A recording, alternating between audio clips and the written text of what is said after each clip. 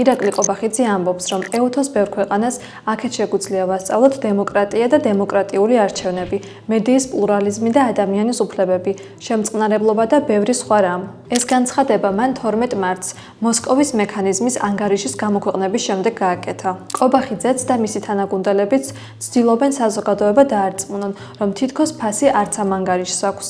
ევროპარლამენტის რეზოლუციას აქვს ჩვენთვის რა თქმა უნდა ჩალის ფასი. ასეთ მიდგომებს ქართული საზოგადოებისთვის დიდი ფასი ვერ ექნება, ალბათ სადაო არავისთვის უნდა იყოს. როგორც მაშინ ქონდა ამ რეზოლუციებს ჩალის ფასი, ახლაც ამ რეზოლუციას აქვს ჩალის ფასი. შეგახსენებთ, რომ ეუთოს 24 ქვეყანამ საქართველოზე მოსკოვის მექანიზმი ადამიანის უფლებების მდგომარეობის გაუარესების გამო აამოქმედა. მათ მიერ მომზადებულ ანგარიში ყურადღება გამახვილებულია საქართველოში ბოლო წლებში დემოკრატიის უკუსვლაზე.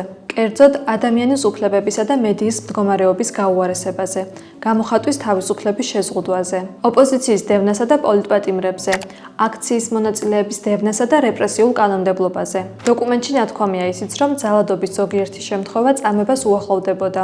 ქართულმა ოცნებამ კი მათი რეკომენდაციების შესრულებას ანგარიშის ავტორზე თავდასხმა არჩია. პოლონელი ექსპერტი პოლონეთის მთავრობასთან კავშირსა და ინტერესთა კონფლიქტში დაადანაშაულეს.